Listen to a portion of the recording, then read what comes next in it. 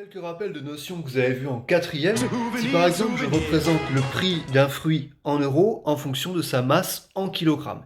Admettons par exemple que ces fruits se vendent à 4 euros le kilogramme.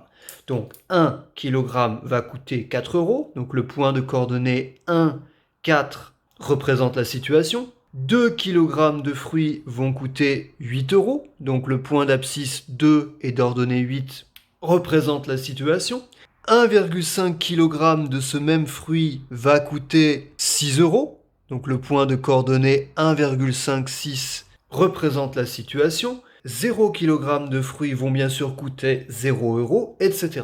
Nous avons une situation de proportionnalité et cette situation est représentée par 4 points ici qui sont non seulement alignés entre eux, mais également alignés avec l'origine du repère. La réciproque est vraie également. Admettons ici que je représente une grandeur B en fonction d'une grandeur A dans certaines unités. Admettons par exemple que si la grandeur A vaut 1,5, la grandeur B vaut 2, je peux placer ce point-là.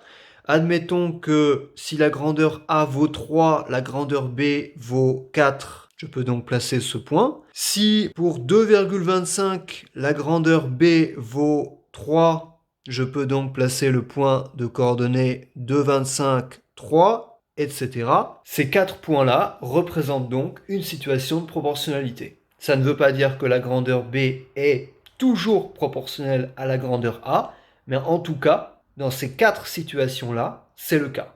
Si on considère maintenant une fonction linéaire de coefficient A, donc qui transforme x en ax, et on regarde son tableau de valeurs. La fonction, elle multiplie chaque nombre de départ par a. Ce tableau est donc un tableau de proportionnalité. L'image de 0 par une fonction linéaire vaut toujours 0. L'image de 1 vaut le coefficient a, etc. Et l'image de x, de façon générale, c'est a fois x. Ça, c'est une représentation de la fonction linéaire. C'est ce qu'on appelle l'expression symbolique. Ça, c'en est une autre. C'est son tableau de valeurs. Une autre représentation d'une fonction, c'est bien sûr sa représentation graphique, sa courbe représentative dans un repère. Comme ce tableau est un tableau de proportionnalité, ça veut dire que les nombres de départ et les images correspondantes sont proportionnels. Donc comme on a une situation de proportionnalité, la fonction sera représentée dans un repère par des points qui seront tous alignés entre eux et avec l'origine. Et des points, il peut y avoir une infinité, puisqu'il y a une infinité de nombres de départ possibles. Qu'est-ce que ça donne? Une infinité de points alignés entre eux et avec l'origine? Eh bien, ça donne une droite qui passe par l'origine. Pour tracer une droite, de combien de points avons-nous besoin? 2. Comme l'image de 0, c'est toujours 0 par une fonction linéaire, c'est donc une droite qui va déjà passer toujours par l'origine. On a donc déjà un point. Pour tracer la droite, on a donc besoin simplement d'un second point. Vous savez que l'image de 1, c'est toujours le coefficient a. Donc admettons par exemple que a vaille 1,5 ici. L'image de 1 va donc être 1,5. Donc le point d'abscisse 1 et d'ordonnée 1,5 va appartenir à la droite. Donc il suffit de tracer une droite qui passe par ces deux points. Et voilà la représentation graphique, par exemple, de la fonction qui transformerait x en 1,5x. Donc par exemple, l'image de 2 par cette fonction, ce serait quoi par le calcul?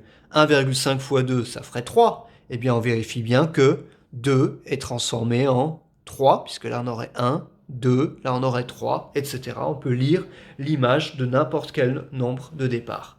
Alors vous remarquez que si je pars d'un point de la droite, par exemple celui-là, si j'avance de 1 en abscisse, j'augmente ensuite de 1,5 en ordonnée. Je pars d'ici, j'avance de 1 en abscisse, je monte de 1,5 en ordonnée. On peut retrouver cette situation à n'importe quel endroit de la droite. Le coefficient 1,5, on dit que c'est le coefficient directeur de la droite puisqu'il donne sa direction. On dit aussi en physique que c'est la pente de la droite. Maintenant, si ce coefficient était négatif, par exemple si a valait moins 2, quelle droite obtiendrait-on? Une droite qui passe déjà par l'origine. L'image de 1 par la fonction, c'est a. Donc l'image de 1, c'est ici moins 2.